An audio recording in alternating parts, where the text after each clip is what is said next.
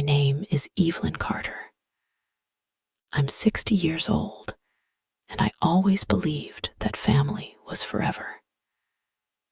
That is until the day my son, Michael Carter, raised his hand against me, not once or twice, but 15 times. Each slap was accompanied by the laughter of his wife, Lauren Carter. What they didn't know was that the house where they humiliated me was still in my name, and my revenge would be served not with screams, but with the icy silence of legal documents. But before I continue, make sure you're subscribed to the channel and write in the comments where you are watching this video from. We love to know how far our stories are reaching. I can still feel the sting of that night as if it were yesterday. It was a normal Sunday, the kind where families get together for dinner. I had made the lasagna that Michael had loved since he was a boy, the one with extra white sauce he always requested on his birthday. As if time hadn't passed, I still saw him as my little boy, despite him being years old and having acquired a tougher expression lately. Lauren arrived first with her strong perfume that always gave me a headache. She gave me that smile that never reached her eyes and put a bottle of cheap wine on the table. "For my dearest mother-in-law," she said, knowing full well that I didn't drink because of my blood pressure medication. I thanked her anyway, as I always did to keep the peace. Michael arrived half an hour later, already agitated. I could tell by the way he threw his keys on the table and his abrupt greeting. Something at work must have gone wrong, I thought. I didn't ask. I was already familiar with his fits of rage when he was contradicted. We sat at the table, and I served the meal in silence.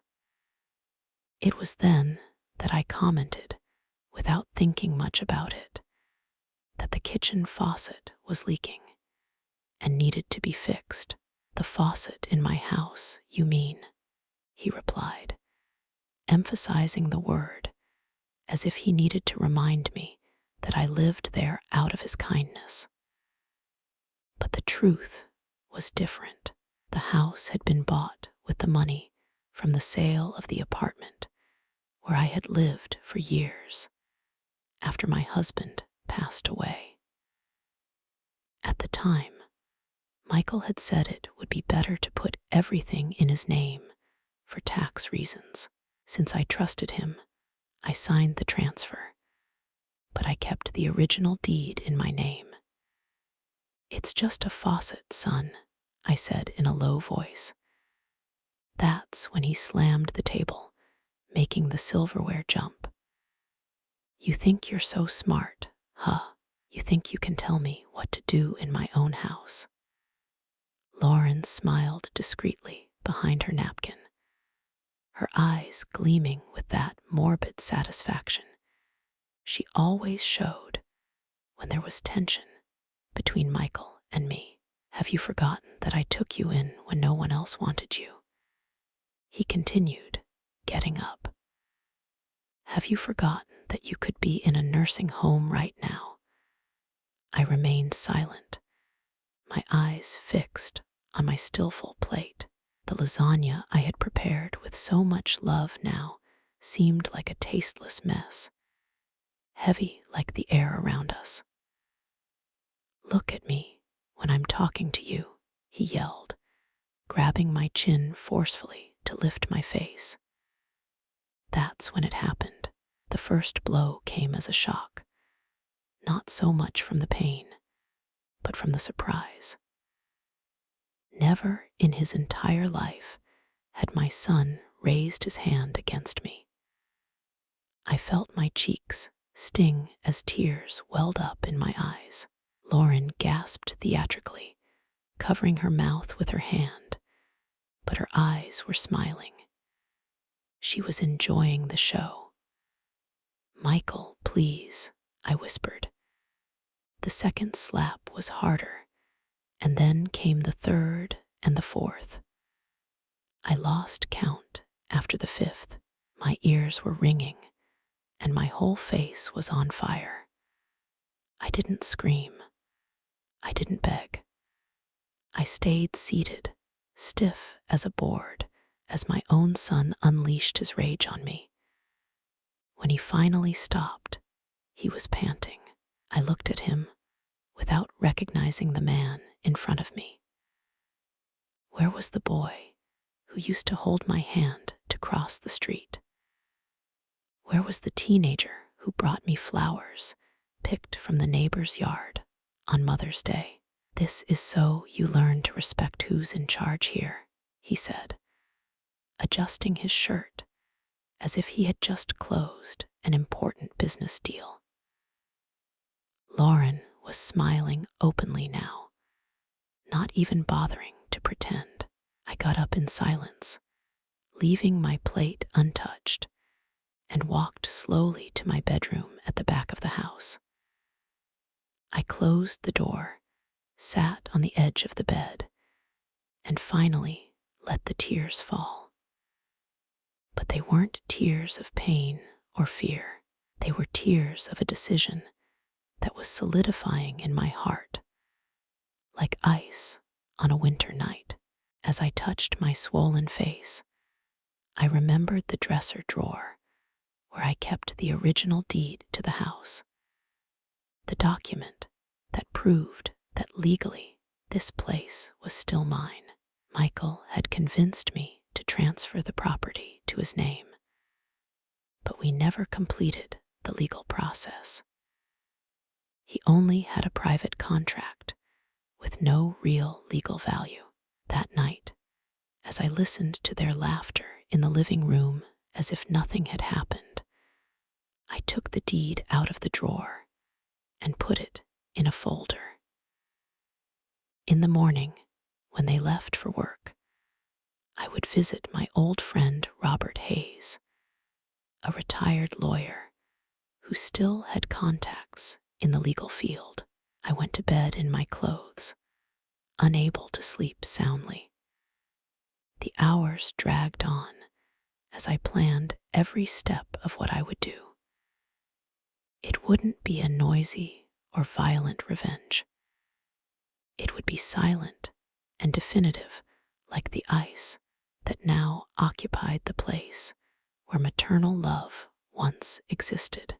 When the sun came up, I heard Michael's footsteps in the hallway, then the sound of the shower, and finally the front door slamming shut. Lauren left right after, the sound of her heels echoing through the empty house. I waited another half hour to make sure they wouldn't come back for something they'd forgotten. I put the folder with the documents in my purse, put on my warmest coat, the one Michael called a rag, and went out the back door. The day was cloudy and cold, as if the weather was conspiring with my mood. I walked 3 blocks to Robert's house in Georgetown. He opened the door, still in his pajamas, but his expression changed when he saw my swollen face. "Evelyn, my goodness, what happened to you?" "I need your help, Robert," I said simply, walking in as he made way for me. "I need to sell a house." Robert poured me a coffee as he examined the documents I had brought. His eyes went from the paper to my swollen face, connecting the dots without me needing to explain everything in detail. He was a smart man and had known my late husband. "The deed is in your name," he confirmed, adjusting his glasses. "Michael never registered the transfer with a notary. Legally, the house is still yours, Evelyn, I felt a cold relief wash over my body. So I can sell it? Yes, you can, Robert replied, putting the cup on the table. But are you sure about this? He's your son after all. I lightly touched my swollen cheek. A son who did this in my own house in front of his wife who laughed at me. I'm sure, Robert. He nodded gravely. I know a couple looking for a house in that area, near the capital. They can pay with cash and close the deal quickly if that's what you want. It's exactly what I want, I replied. I want everything to be done while they're at work. I want Michael to come home today and find strangers living there. Robert hesitated. Evelyn, it's just, I completed. I'm not asking for anything more than what rightfully belongs to me. He didn't argue anymore. Instead, he picked up the phone and started making calls, first to the interested couple, then to a notary friend, then to a moving company. As I watched him organize everything, I felt a sense of lightness for the first time in years. Before noon, I was signing the sale papers at a notary's office in downtown New York City. The buyer couple, the Miller family, seemed kind and excited about the sudden purchase. They didn't ask about the strange circumstances. Perhaps because the discount on the price was too attractive to ask questions. You can move in today, I said as I handed them the keys. The house is furnished, but you can do whatever you want with the furniture. I don't want anything from that place. Mrs. Miller took my hands in hers. Thank you for selling us your house. We've always dreamed of living in this neighborhood. I didn't have the courage to tell her that this place was no longer a dream for me, but a nightmare. I just smiled and wished them happiness. Robert walked with me to the bank to deposit the money from the sale. What are you going to do now, Evelyn? Where are you going to live? I have a friend in San Francisco who has always offered me a room. I'll stay with her for a while until I decide what to do with the money. Maybe I'll buy a small apartment for myself. In reality, I already knew exactly what I would do. Part of the money would be donated to an institution that housed women who were victims of domestic violence.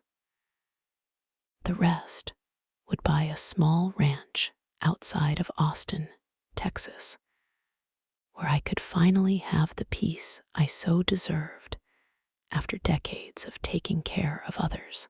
As we walked, Robert suddenly stopped.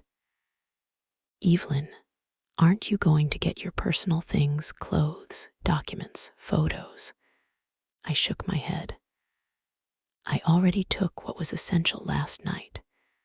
The rest are just things. I can buy others. The truth was, I didn't want anything that reminded me of that life. Not even the photos of Michael as a boy. The boy who smiled in the photographs had died a long time ago, replaced by the man who raised a hand against his own mother. By noon, the moving trucks were already at the house, loading the Millers' furniture. Robert had explained the situation to them, asking for discretion. They agreed to finish the move before late afternoon, the time Michael normally came home from work. I didn't go there to watch. I didn't want to see that house ever again. Instead, I took a taxi to the bus terminal in Los Angeles and bought a ticket to to San Francisco.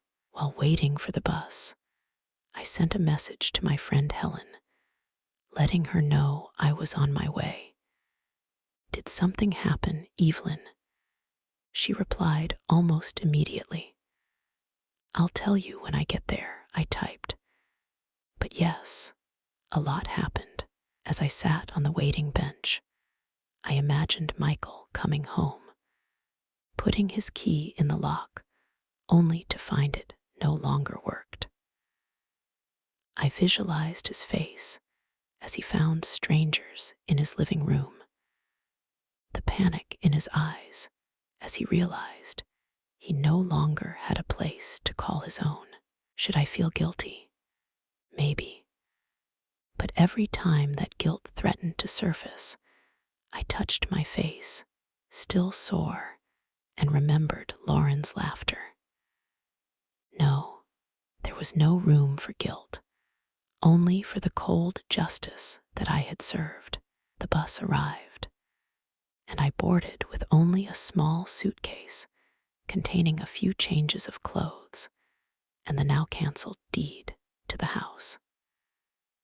When the engine started and we began to pull away from the city, I felt as if an enormous weight had been lifted from my shoulders.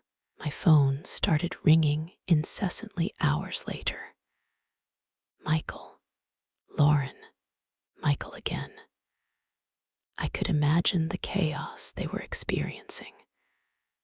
I turned off the phone and looked out the window, watching the landscape gradually change from urban to rural. Helen was waiting for me at the San Francisco terminal with a tight hug. Seeing my face, she gasped, "My God, Evelyn, who did this to you?" "My son," I replied simply, finally allowing myself to cry in the arms of my friend of decades. "But it's over now." She took me to her house on the outskirts of the small city, a cozy place with a view of the mountains that seemed to embrace the horizon. We sat on her balcony with cups of hot tea while I told her everything that had happened. "You sold the house while they were at work?" Helen asked, incredulous. I nodded. "The house was mine. It always was. Michael just believed it was his." Helen shook her head, impressed. "And now, what are you going to do?" I looked at the mountains in the distance, feeling a peace I hadn't experienced in years. "I'm going to start over, Helen. At 60 years old, I'm going to start over." That night, I briefly turned on my phone to check my bank account and found dozens of messages and missed calls. Most were from Michael, alternating between desperate pleas. Some were from Lauren, accusing me of having ruined their lives. There were also messages from unknown numbers, probably lawyers they had hired in a hurry. One message in particular caught my attention. It was from Robert. "It's done, Evelyn. The Millers are already settled and changed the locks. Michael showed up screaming, but they called the police. Everything is legally protected. Rest in peace." It wasn't a rest in peace of death, but of life, a new life that I would build from the ashes of the old one. I turned off the phone again and looked at the stars that dotted the San Francisco sky. For the first time in a long time, I felt like I could breathe completely. The mountain air filled my lungs like a promise of freedom.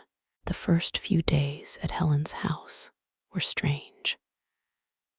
I would wake up startled in the middle of the night, confused about where I was, my heart racing as I remembered the events.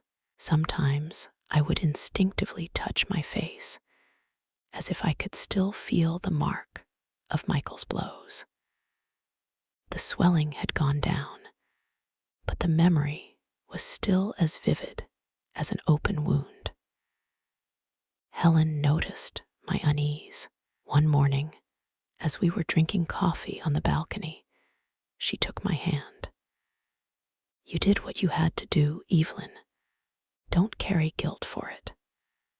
"It's not guilt," I replied, watching a hummingbird visiting the flowers in the garden. "It's strangeness. For 60 years, I was Michael's mother. I built my life around that. And now you're just Evelyn," Helen completed with a kind smile. "Evelyn who can do whatever she wants without answering to anyone." There was a terrifying freedom in those words. Who was Evelyn without the role of a sacrificial mother? Who was I apart from the woman who had dedicated her life to an ungrateful son? In the second week, I decided to turn on my phone to check my bank account. The money from the house sale was already available, a considerable amount that would give me comfort for years to come. There were more messages from Michael, but the tone had changed. Now he was pleading, saying it had been a mistake, that he was sorry, that Lauren had left him. The last messages were almost incoherent, mixing rage and despair. One of them made me stop. "I'm sleeping in my car, Mom. I have nowhere to go. Please forgive me." I felt a pang in my chest, that maternal instinct that never completely disappears.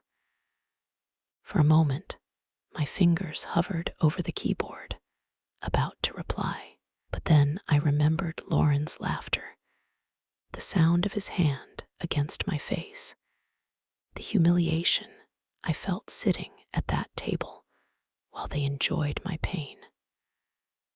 I turned off the phone without replying. The next day, we visited a local real estate office. There was a small ranch for sale nearby. Nothing too big, just a half-acre lot with a modest house, some fruit trees, and a stream that ran across the back of the property. It was perfect. "Are you sure?" Helen asked when I expressed immediate interest. "Don't you want to think about it a little more?" "I've been thinking about this for years without knowing it," I replied with a certainty that surprised me. I always wanted a place like this, just mine, where I could plant my own vegetables and wake up to the birds singing. We made the offer the same day. The owner, an elderly gentleman who was moving to live with his daughter in the city, accepted promptly. In 1 week, I would be the owner of my own piece of land outside of Austin. While we waited for the paperwork to be finalized, I started buying the basics for my new life: simple clothes, some kitchen utensils, seeds to plant. Helen accompanied me on the shopping trips, her enthusiasm almost as great as mine. "You're different," she commented as we were choosing gardening tools. More alive.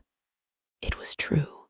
The hunched and silent woman who had lived in Michael's house, always trying to occupy the minimum possible space, was disappearing.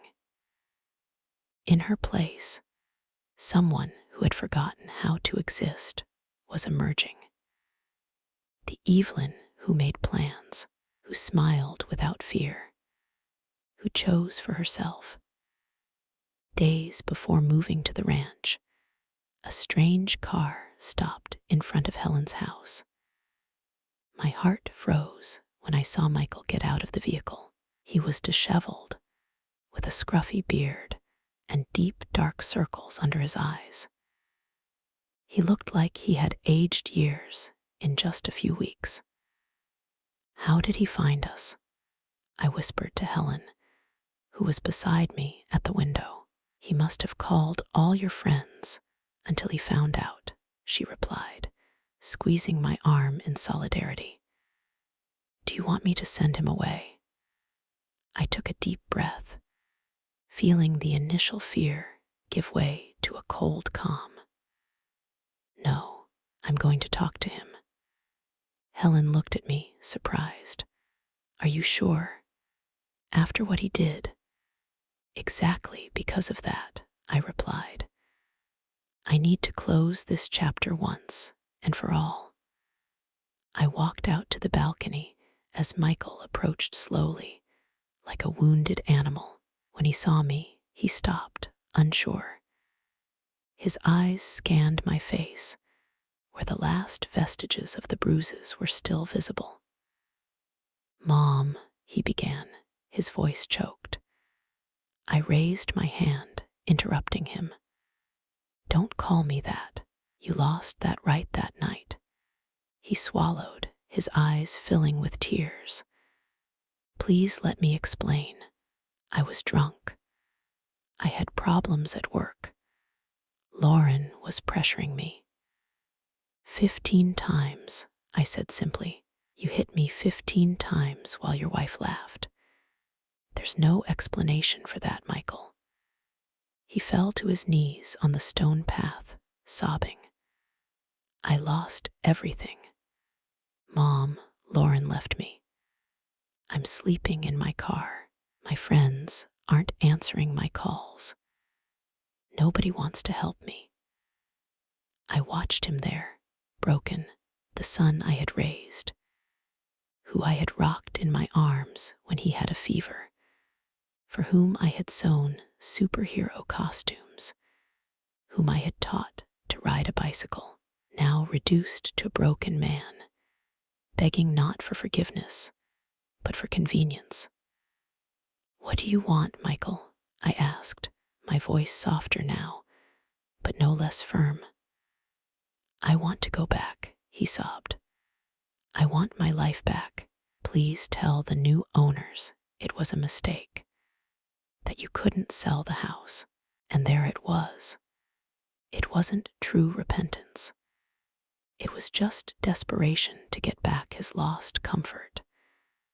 Not once did he mention my pain, my humiliation. Everything came down to what he had lost. I can't do that, I replied calmly, and even if I could, I wouldn't. The house is gone, Michael. Your old life is gone. He lifted his face, contorted by crying. What am I going to do? Where am I going to live? You're years old.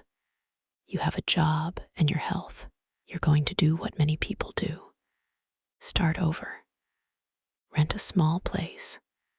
Save, rebuild. Alone, he asked, his voice almost childlike. Yes, alone, just like I'm doing at 60. Michael slowly got up, wiping his face with his sleeve. Something changed in his expression, the plea giving way to a contained rage. You have no heart. A real mother would never do this to her own son. That might have hurt me weeks ago, but now it just confirmed that I had made the right decision. A real son would never do what you did. Goodbye, Michael. I turned to go inside, but his words stopped me. This isn't over. I'm going to sue you. I'm going to prove that you were sick when you signed those papers. I'm going to get back what's mine. I looked at him over my shoulder, feeling only a deep sadness. The house was never yours, Michael.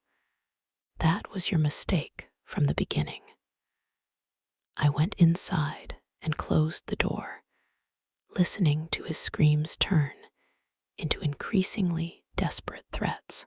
Helen hugged me in silence as we listened to the car pull away with a rough start, tires squealing on the asphalt. "Are you okay?" she asked after a while. Surprisingly, I was. The encounter I had feared so much had happened, and instead of breaking me, it had confirmed my strength. Michael wasn't sorry for what he had done. He was just desperate for what he had lost. "I'm better than I imagined," I replied honestly. That night, I got a call from Robert. "Evelyn, Michael came to see me. He's threatening to file a lawsuit." "It's no use, is it?" I asked, feeling a slight tremor of worry. "Absolutely none," Robert guaranteed. "The house was legally in your name. You were in full possession of your mental faculties when you sold it, and we have witnesses to the assault, if necessary. He's just bluffing out of desperation." "Thanks, Robert, for everything. Just be careful, Evelyn. Desperate people can do unthinkable things." After the call, I thought about Robert's words. Michael was hurt and humiliated, a dangerous combination for someone who had already shown a capacity for violence. But I wouldn't live in fear. Not anymore. The move to the ranch happened on a sunny Thursday morning. The place was even more beautiful than I remembered. The small but cozy house, the sloping land that descended gently to the stream, the fruit trees laden with flowers that promised abundance in the coming months. Helen insisted on spending the first few days with me, helping to organize the few pieces of furniture I had bought, and planting the first seeds in the vegetable garden we improvised. At night, we sat on the balcony in newly purchased rocking chairs, drinking chamomile tea and watching the fireflies dancing among the trees. "It's strange," I commented on the third night. "I spent so much of my life taking care of others that now I almost feel guilty for only taking care of myself." Helen smiled. "You deserve it, Evelyn. You always deserved it." The day Helen went back home, I felt a knot in my chest. Was I really ready to live alone, far from everything and everyone? The ranch was a minute drive from the nearest city, and I still didn't have my own vehicle. "I'll be a phone call away," Helen guaranteed as she said goodbye, "and I'll come to visit whenever I can. Besides, you'll meet the neighbors soon. They're good people around here in the Texas countryside." When her car disappeared down the dirt road, I sat on the balcony and observed my small kingdom. The loneliness I feared didn't come. Instead, I felt a deep peace, as if I had finally found my place in the world. In the following weeks, I established a simple routine. I would wake up at sunrise, make a strong coffee, and go take care of the vegetable garden before the heat of the day intensified. The first seedlings were already beginning to appear: lettuce, carrots, tomatoes, herbs. Seeing these little lives growing under my care brought me a satisfaction that I had never experienced before. Afterward, I would spend a few hours exploring the land, discovering its secrets. I found an old mango tree hidden among other trees, a small stone bench near the stream that the previous owner must have built, and even a hummingbird nest in a flowering bush near the kitchen window. In the afternoons, I read the books I had always wanted to read, but never had time for novels, biographies, books on gardening and cooking. Or I would just sit on the balcony with my notebook, writing thoughts, memories, plans for the future. It was like rediscovering a version of myself that had been silenced for decades. The closest neighbors, the Johnsons, came to introduce themselves after a week. They were a retired couple who grew coffee on a larger ranch a mile away. They brought homemade bread and a jar of muscadine jam as a welcome gift. "If you need anything, just holler, Miss Evelyn," Mr. Johnson said with a kind smile. "Out here, we look out for each other." His wife invited me to a Sunday lunch where I met other neighbors from the area, simple, genuine people who welcomed me without asking questions about my past. It was refreshing to just be Evelyn from the new ranch instead of Michael's mom or the woman who was assaulted by her son. One afternoon, as I was picking some herbs for dinner, I heard the sound of a car approaching. My heart instantly raced. Could it be Michael? Had he found my address? I dropped the basket of herbs and ran inside the house, peeking nervously through the window. It was just the mail carrier delivering a package that Helen had sent flower seeds we couldn't find in the area. I breathed a sigh of relief, but I realized that the fear was still there, hidden beneath the surface of my new life. That night, sitting on the balcony with a cup of tea, I reflected on that fear. I had rebuilt my life, found peace, and even a new community that welcomed me. But I was still scared by the sound of an unfamiliar car. Did Michael still have that power over me? I decided I wouldn't allow that. The next morning, I called Robert. "I need to know how he is," I said bluntly. Not out of maternal concern, but for my own peace of mind. Robert was silent for a moment. He dropped the lawsuit, Evelyn. He consulted some lawyers, and they all said the same thing. It was a lost cause. From what I know, he rented a small apartment in a suburb of Houston and is trying to get his life together. And Lauren, she went back to her parents in Chicago. From what I heard, it seems the marriage was already on its last leg before this incident. The loss of the house was just the final push. I absorbed that information in silence. Michael was moving on, rebuilding his life just as I had told him he would. For some reason, this brought me relief, not because I was worried about his well-being, but because it meant he had less reason to try and find me. "Thanks, Robert. That's what I needed to know." "Evelyn," he said before I hung up, "are you happy there?" The question caught me by surprise. Happy. It was a word I hadn't used in so long that I had almost forgotten its meaning. "I'm at peace," I replied finally. "And I think for me that is happiness." As the months passed, my small ranch flourished.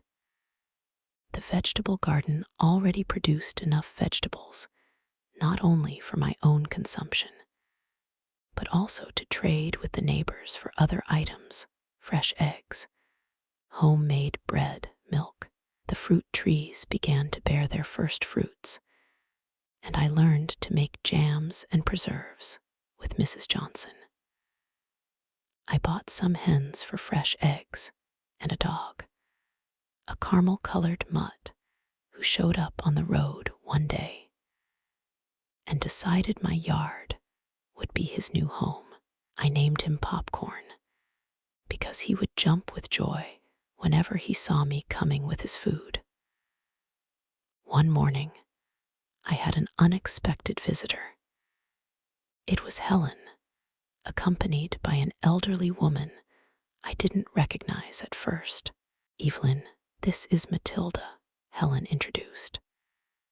"She runs the shelter for battered women in Austin."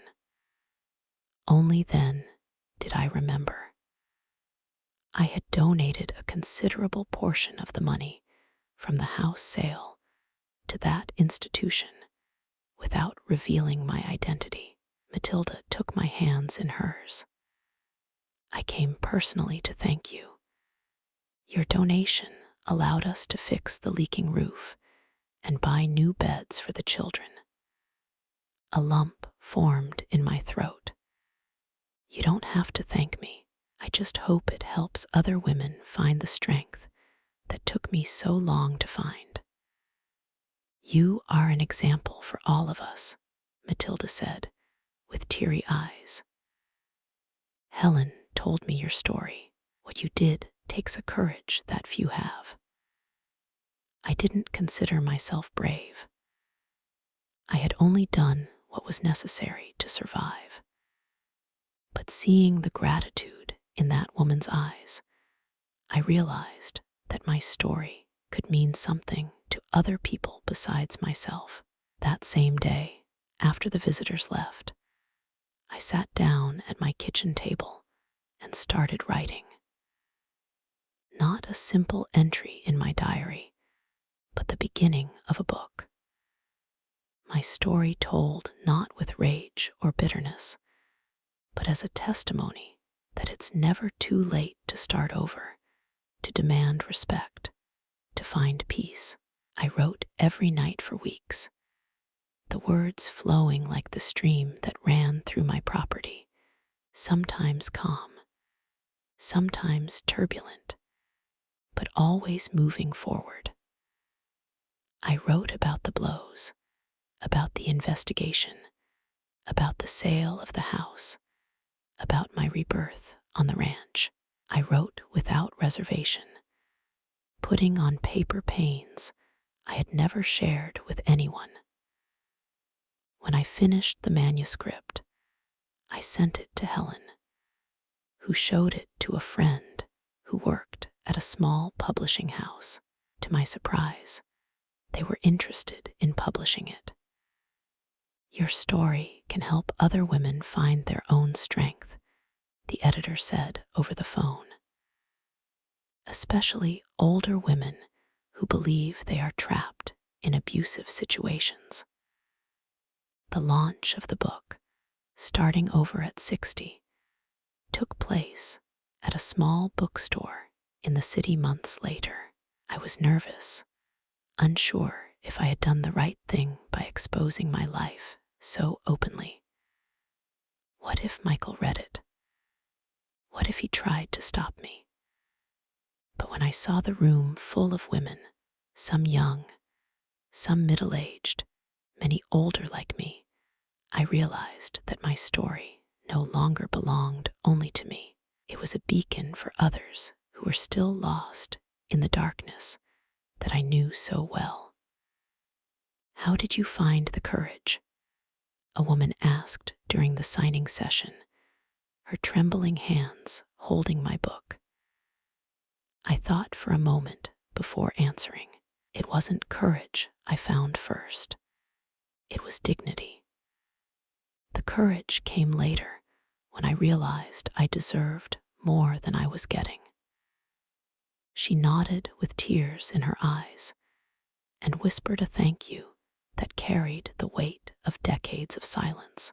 At the end of the event, when the bookstore was almost empty, I noticed a man standing near the door. My heart skipped a beat as I recognized Michael, thinner, older, watching me from a distance with an expression I couldn't decipher. Our eyes met across the almost empty bookstore. Michael didn't come closer. He just stood there, frozen like a statue near the door. I felt my body tense, instinctively preparing for a confrontation. Helen, who was by my side organizing the unsold books, sensed my tension. "Is that him?" she whispered, following my gaze. I nodded slightly, unable to look away from the man I had once called son. He looked different, not just thinner, but somehow diminished, as if he had shrunk inside his own clothes. The air of arrogance that always accompanied him had disappeared. "Do you want me to ask him to leave?"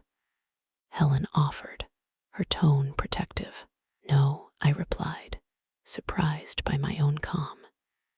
"It's okay." I got up and walked slowly toward him, feeling strangely powerful in my new dress, a gift I had bought for myself with the first advance from the book. Michael remained motionless, his eyes registering my every step as if he were seeing a ghost. I stopped a few feet away from him, keeping a safe distance. Not out of fear, I realized, but by choice, out of respect for my own boundaries. "Hello, Michael," I said simply. He swallowed, his eyes scanning my face, my posture, as if trying to reconcile the confident woman in front of him with the submissive mother he had known. "You're different," he finally commented, his voice low and uncertain. "I am," I confirmed. There was no need to explain more. He was holding a copy of my book. I noticed the edges were already slightly bent, as if it had been read several times. "I came to give you this," he said, extending a white envelope. "It's not much, but it's what I can afford right now." I looked at the envelope without taking it. "What is it?" "Money," he replied, still holding it out. "I started saving after I read your book, a little each month, to pay you back for the house." The surprise momentarily left me speechless. Of all the things I imagined Michael might want, that one had never crossed my mind. "I don't need your money," I finally replied. "I know," he said, lowering his hand with the envelope. "But I need to pay you back. Please." There was something in his voice, not manipulation or self-pity, but a genuine need. I realized it wasn't about the money itself. It was about recognition, about taking responsibility. "What do you really want, Michael?" I asked directly. He looked at the floor for a moment, then back at me, his eyes surprisingly clear. "I want to say that I read your book 3 times. I want to say that you were right to do what you did. I want to say that I'm sorry, not for having lost the house, but for what I did to you, for the blows, for the humiliation." He paused, taking a deep breath. "And I want to say that I understand if you never forgive me." I hadn't prepared for this.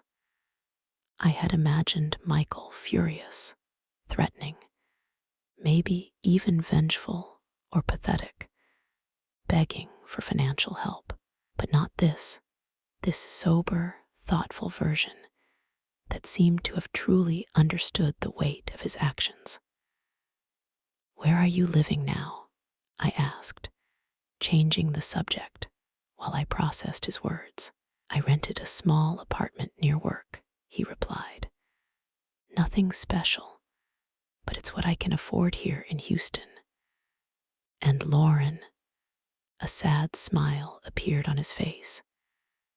"She left when she realized there was no longer a big house or a comfortable bank account. It was the best thing that could have happened, really." We fell silent for a moment. Helen kept her distance, but I could feel her attentive gaze, ready to intervene if necessary. Your book, Michael continued, lifting the copy slightly. It's powerful. It hurt to read.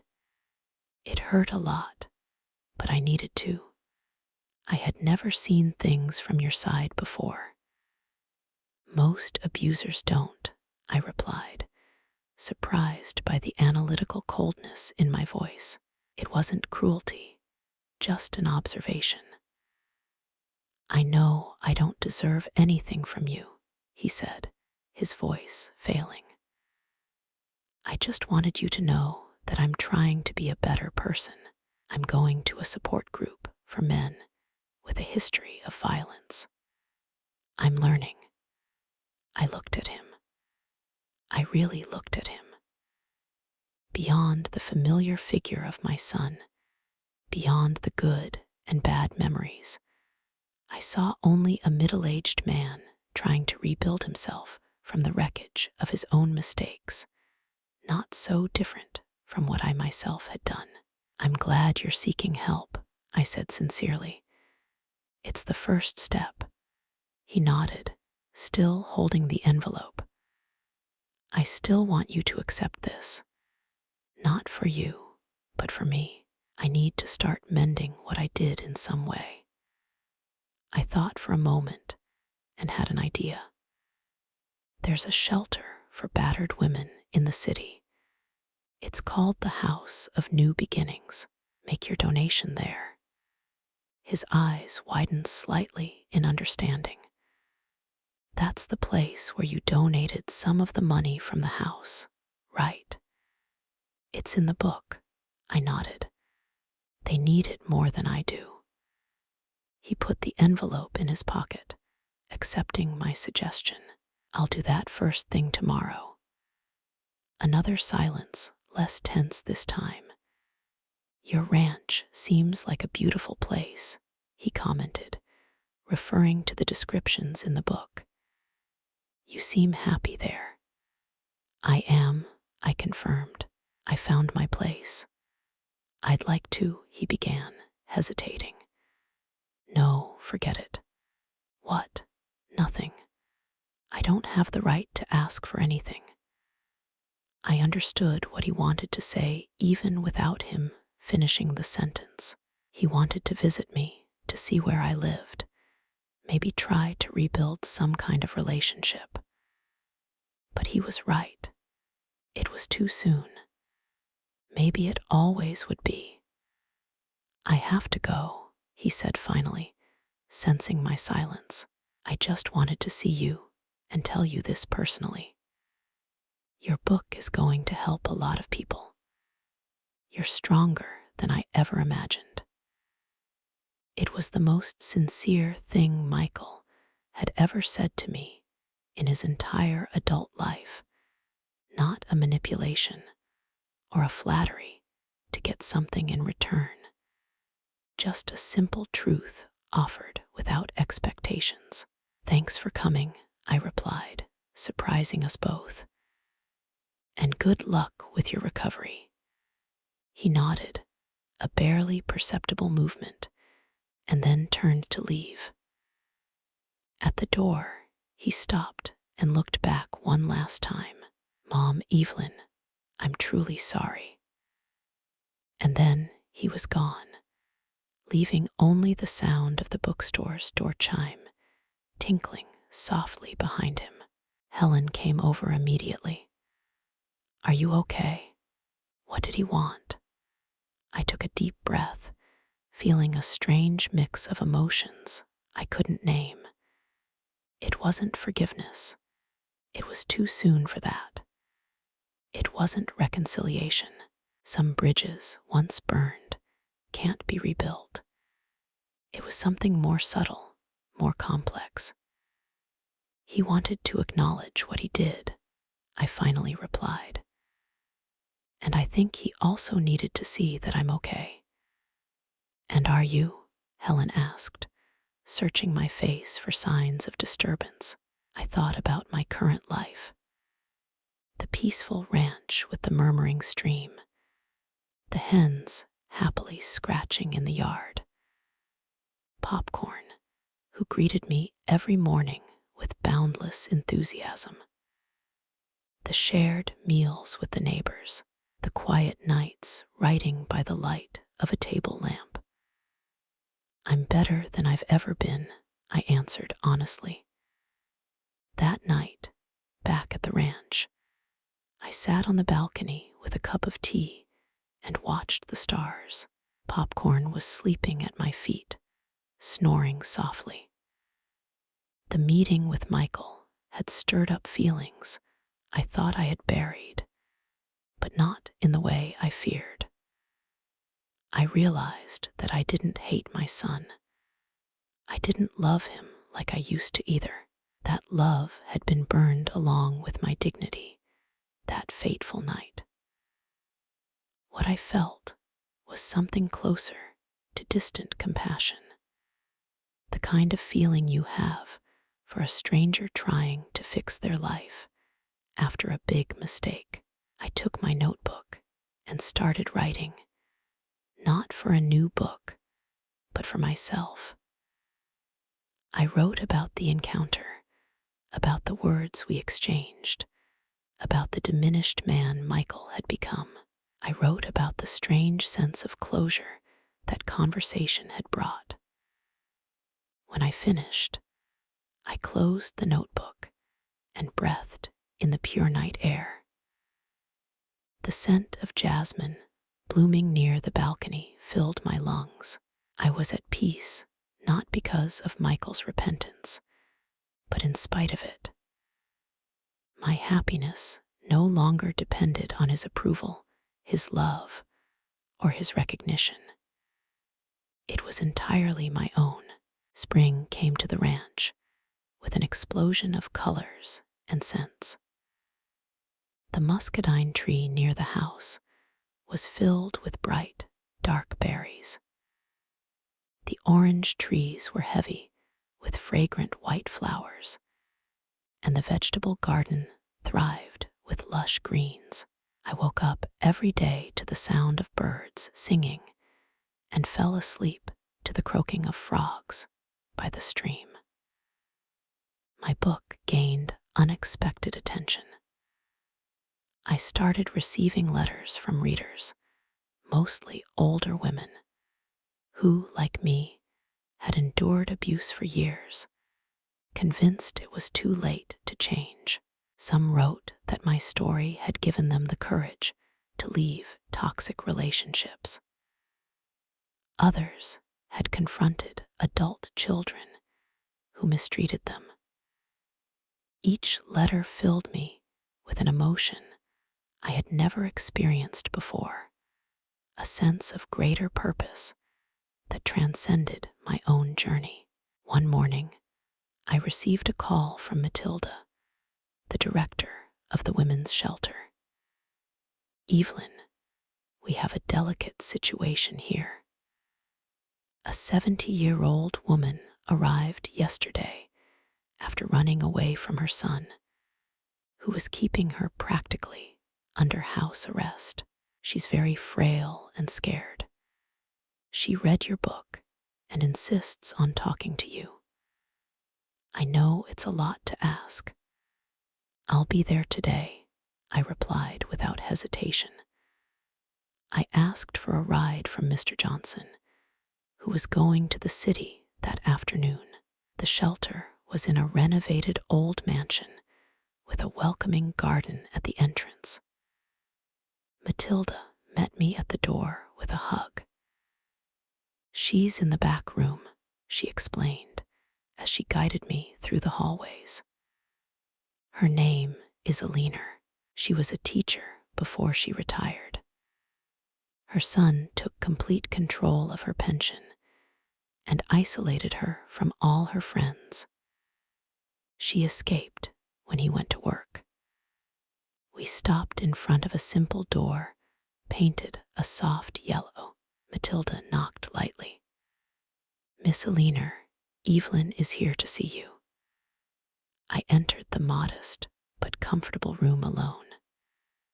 Sitting in an armchair near the window was a small, frail woman with carefully styled white hair. Her bony hands held my book, the pages visibly worn from so many readings. When she saw me, her eyes lit up. "Is that really you, the author?" I smiled, sitting in the chair beside her. "It's me. Matilda told me you wanted to meet me." She took my hands with surprising strength. "Your book saved my life, you know. I would read it in secret when August was out. Each page gave me a little more courage." I felt my eyes water as she told me her story, the small abuses that escalated over the years. The way her son controlled every aspect of her life, from the clothes she wore to what she ate, the growing isolation, the constant fear. When I read about how you sold the house and rebuilt your life, I thought, if she could do it at 60, I can do it at 70, Alina said, her eyes shining with newfound determination. Yesterday, I finally got the courage. I only took my documents and a change of clothes. I walked 4 blocks until I found a taxi. The driver brought me straight here. "You were very brave," I said sincerely. She shook her head. "Not as much as you. I just ran away. You confronted. You made him pay for what he did." "Each of us finds our own path to freedom," I replied. "The important thing is to take the first step." We spent the afternoon talking. Alina had been a literature teacher for 35 years before her son convinced her to sell her house and live with him after her husband's death. What started as a seemingly normal arrangement soon turned into absolute control. "The money from the sale of my house disappeared," she said. "August said he was investing for me, but I never saw a dime. When I started to question him, he got aggressive. First it was just yelling, then pushing, until one day he locked me in my room for calling a former coworker." It was a story I knew all too well, not just from my own experience, but from the dozens of letters I had received since the book's publication.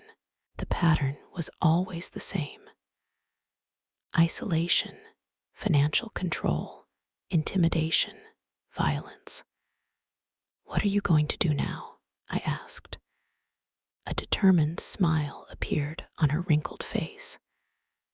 "I'm going to sue August to get my money back. Matilda already put me in touch with a lawyer who works pro bono for the shelter. And after that, well, I've always wanted to live by the sea, maybe in San Diego." Before I left, I promised to visit her again and keep in touch. I gave her my phone number and the address of the ranch, saying she would be welcome whenever she was ready for a visit. "You gave me more than a book," she said as she said goodbye. "You gave me a future." On the way back to the ranch, sitting in Mr. Johnson's car, I was silent, reflecting on the meeting. I had entered Alina's life through the pages of a book, and somehow that had changed the course of her existence. It was a responsibility I had never imagined. "Everything okay, Miss Evelyn?" Mr. Johnson asked, noticing my silence. "Yes," I replied, looking out the window at the mountains that were getting closer, announcing the proximity of home, just thinking about how life comes full circle. The visits to the shelter became regular. Once a month, I would go to the city of Austin to talk with the women who sought refuge there, not just a leaner, but others who arrived with equally painful stories. I didn't consider myself a counselor or a therapist, just someone who could say, "I understand," and truly mean it. In time, Matilda suggested that I formalize these visits as a support group. Women open up to you in a different way, she explained. You represent a real possibility of starting over, especially for the older ones. That's how Starting Together was born, a group that met every 2 weeks at the shelter. There, women of all ages shared their stories, their fears, their small victories. I just moderated, offering my own experience when it seemed helpful. In one of those meetings, a young woman in her 30s asked a question that caught me off guard. "Miss Evelyn, did you forgive your son?" The room fell silent. It was a question they all wanted to ask, but no one had had the courage. I thought about the encounter with Michael at the bookstore, about the letters he had sent afterward, respectful letters without demands, just updates on his life and his progress in therapy, letters that I read but rarely answered. "I don't know if forgiveness is the right word," I replied honestly. "I understand that he is trying to change. I accept his apologies as genuine. But some breaks are permanent. What we had no longer exists and will never exist in the same way." "But do you still consider him your son?" the young woman insisted. I took a deep breath. "Michael will always be my son biologically, but our relationship, if we ever have one again, will be completely different, based on mutual respect and clear boundaries, not on family obligations or automatic forgiveness." "And is that enough for you?" I looked out the window toward the shelter garden where some children were playing, sons and daughters of women who had found the courage to break cycles of violence. "It's more than enough," I replied, "because my happiness no longer depends on him. It only depends on me." On the way back to the ranch that day, I stopped in the central square of the small town to buy some fruit. As I was choosing apples, I heard someone call my name. It was Robert, my old lawyer friend, passing through the area. "Evelyn, so good to see you," he exclaimed, approaching with a genuine smile. "You're radiant." We chatted for a few minutes, catching up on our lives. Robert had fully retired and was now dedicated to painting, a hobby from his youth that he had abandoned for his legal career. "I spoke with Michael last week," he commented casually. "He called to thank me for the advice I gave him when he wanted to sue you. He said it was the best thing I ever did for him, stopping him from making another mistake." I nodded, not quite knowing what to say. It was strange to hear news of my son through a third party, as if he were just a distant acquaintance. "He's really trying, Evelyn," Robert continued. "I'm not defending what he did. I never would. I just thought you'd want to know." "Thanks for telling me," I replied sincerely. "I hope he finds his way." As I drove back to the ranch, I thought about that strange web of connections that life weaves. Michael, who had been the center of my universe for so long, was now a peripheral figure. And I, who had lived in the shadows for decades, was now at the center of a community of women who found strength in each other. The second anniversary of my move to the ranch came with the scent of orange blossoms.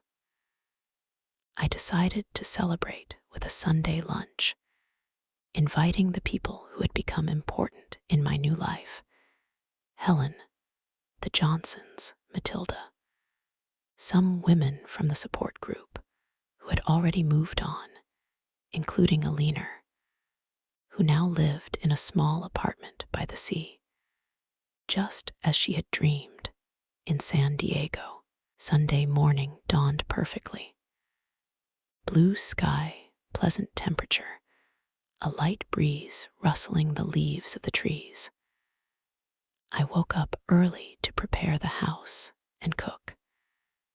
I had planned a simple but cozy menu: rice, beans, a ranch hen in sauce with potatoes from my garden, fresh leaf salad, and for dessert, a corn cake with icing that my mother used to make. As I cooked, popcorn dozed lazily near the stove, occasionally opening one eye to check if any food would accidentally fall for him. The house was spotless, not luxurious, but cozy and genuinely mine. On the walls, I had framed some watercolors that I had started painting in recent months, encouraged by Helen. They weren't masterpieces, but they captured the simple beauty of my little paradise: the stream, the trees, the sunrise viewed from the balcony. The guests started arriving around noon. Helen was the first, bringing a lemon pie as her contribution. The Johnsons came right after with a bottle of the special coffee they produced. Matilda arrived with two women from the shelter whom I didn't know yet, introducing them with affection. Alina appeared accompanied by a childhood friend she had reconnected with after decades of forced separation. We set up a large table on the balcony, covering it with a colorful embroidered tablecloth I had bought at the city market. Conversations flowed naturally. Laughter echoed across the property, and stories were shared without hurry. I watched that diverse group gathered in my house, people I hadn't even known 2 years ago, but who were now an integral part of my daily life. After lunch, as we were serving coffee, I heard the sound of a car approaching on the dirt road. I wasn't expecting anyone else. All the guests exchanged curious glances. "Are you expecting someone else?" Helen asked. "No," I replied, getting up to see who it was. My heart raced when I recognized the car parking under the shade of a mango tree. It was Michael, alone. A tense silence fell over the table. Helen came over to me protectively. "Do you want me to ask him to leave?" she whispered. I looked at my guests, people who knew my story, who knew who Michael was and what he had done. Some looked worried, others curious. Alina had a particularly tense expression, perhaps reliving her own traumas. "No," I finally replied. "I'm going to talk to him." I walked to the car with firm steps. Michael got out hesitantly, wearing a simple shirt and jeans. He looked nervous, holding a small package in his hands. "Sorry to show up without calling," he said when I got closer. I called several times, but nobody answered. "We're having lunch," I explained, indicating the table on the balcony with a gesture. "It's the 2-year anniversary of my move here." He looked at the guests, who made no effort to pretend they weren't watching our interaction. "I didn't know you had company," he said quietly. "Can I come back another day?" I hesitated. Part of me wanted to say yes, to come back another day, or better yet, to never come back. But another part, a part that surprised me, wanted to close this chapter once and for all. "What do you want, Michael?" I asked directly. He extended the small package. "I brought you this. It's your birthday next week." I didn't want to let it go by unnoticed. I was surprised that he remembered the date. In the last few years living in his house, my birthday rarely received more than a hastily mumbled happy birthday. "May I?" he asked, indicating the package. I nodded, taking it carefully. It was light, wrapped in simple paper with a discreet ribbon. "Thank you." An awkward silence settled between us. Michael looked at his feet, then at the house, the land, anywhere but my eyes. "Your ranch is beautiful," he finally commented, "exactly as you described it in the book." "It's my home now," I replied. He nodded. "You seem well, happy." "I am," I confirmed. More silence. Behind me, I could feel the attentive gazes of my guests, especially Helen, always protective. "Michael, I have company," I said gently, but with firmness. "Why don't you tell me what really brought you here?" He took a deep breath, finally meeting my gaze. "I'm moving south to Charlotte. I got a job there. I'm leaving next week." The news caught me off guard. "Oh, is that good for you?" "I think so," he replied. "It's a new beginning, far from the memories, from the people who knew the man I used to be." He paused, swallowing. "I needed to see you before I left to tell you personally that I'm still sorry. That your book changed my life as much as it did yours. That I understand now what I did, even though it took me too long." His words were sincere. I realized there was no manipulation or self-pity in them, just the raw simplicity of truth. "I hope you find what you're looking for there," I replied honestly. Michael looked at the balcony, where my friends were trying to hide their attentive observation. "You built a beautiful life here. New people. A new purpose," he said with a sad smile. "I'm happy for you, really." At that moment, I felt something change inside me. It wasn't forgiveness. Some wounds are too deep to heal completely. It was more like letting go of a burden I didn't even know I was still carrying. Michael no longer had power over my happiness or my peace. He was just a person from my past, following his path just as I had followed mine. "Thanks for coming to say goodbye," I said, "and good luck in Charlotte." He nodded, seeming to understand that this was the closure we both needed. No emotional hugs, no promises of reconciliation, just a mutual and respectful acknowledgement of our separate paths. "Goodbye, Evelyn," he said, using my name instead of Mom. A small gesture that showed understanding of the new boundaries. "Goodbye, Michael." He got in the car and slowly drove away down the dirt road, kicking up a small cloud of dust behind him. I stood there watching until the vehicle disappeared around the bend. The small gift was still in my hands. When I returned to the balcony, Everyone was looking at me with expressions that varied from concern to curiosity. Helen was the first to speak. "Are you okay?" "Surprisingly, I am," I replied, better than I imagined was possible. "Yes, I am," I said, resuming my place at the table. "He came to say goodbye. He's moving south." "And is that the end?"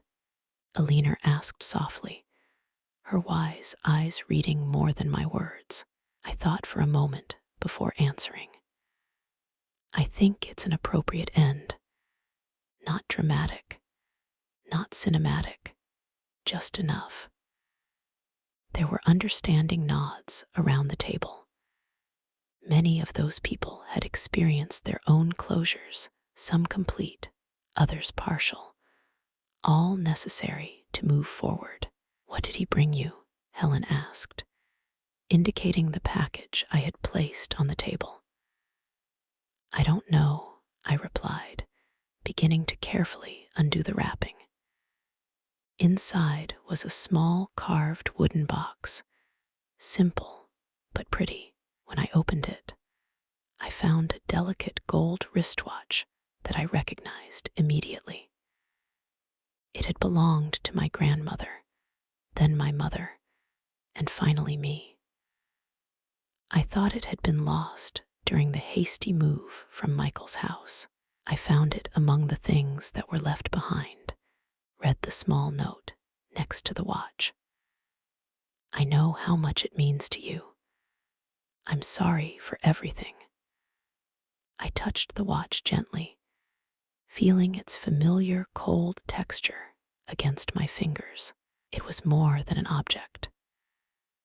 It was a piece of my history, a connection to the strong women who came before me, women whose lives I never knew completely, whose struggles probably resembled mine in ways I would never know.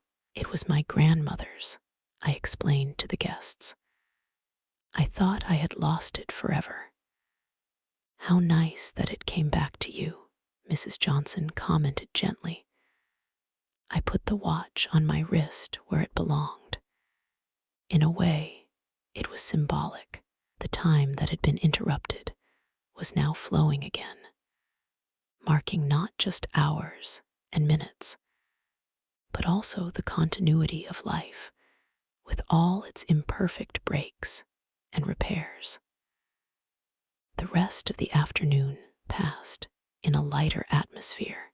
Michael's unexpected visit, instead of ruining the celebration, had added a note of closure that I didn't even know I needed. The conversation started flowing again. The laughter returned, and when the sun began to set, coloring the sky in shades of orange and pink, I felt a completeness that I couldn't explain. After the last guest left, I sat alone on the balcony with popcorn sleeping at my feet. My grandmother's watch shone softly in the light of the lantern, marking time with its constant and comforting tick-tock. Thinking about the 2 years that had passed, I realized how far I had come since that terrible night at Michael's house. The woman who trembled under her son's blows, who cowered at her daughter-in-law's malicious laughter, who accepted humiliation in silence. She had transformed into someone I barely recognized, not because this new version of me was a stranger, but because it was who I should have always been. At 60 years old, I had rebuilt not just a life, but an identity.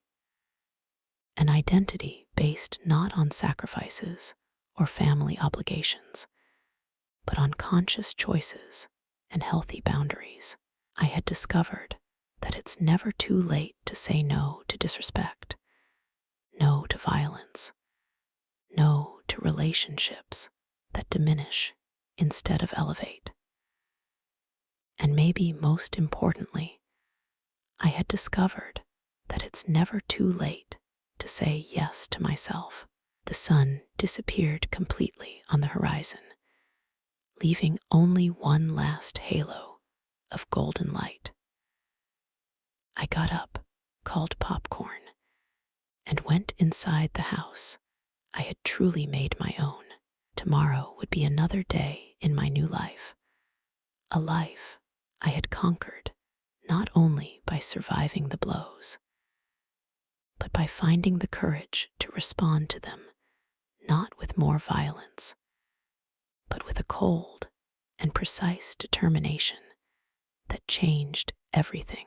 As I got ready for bed, I thought about the words "new beginning," the title of my book, the theme of the support group, the essence of my journey. Starting over didn't mean erasing the past or pretending the wounds never existed. It meant building something new and better on the scars, using them as a foundation instead of allowing them to be prisons. Michael was starting over in Charlotte.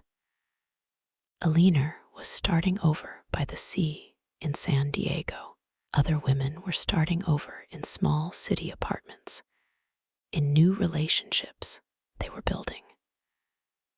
And me, I had started over here among orange and muscadine trees, with a caramel-colored dog and a murmuring stream, surrounded by people who saw me for who I was, not for what they could get from me.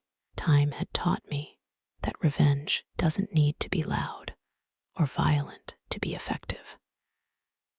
Sometimes the best response to cruelty is simply to refuse to be diminished by it, to build a life so full and joyful that those who tried to break us become irrelevant, not out of hatred, but out of growth.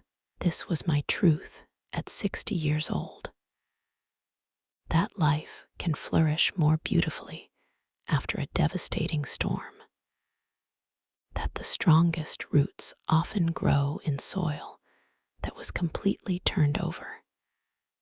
That it is never, ever too late to say, "This life is mine." And for any woman listening to my story, whether she's young or old, trapped in abusive relationships, or just beginning to identify the warning signs, my message is clear. You deserve respect. You deserve peace. You deserve a life that is truly yours.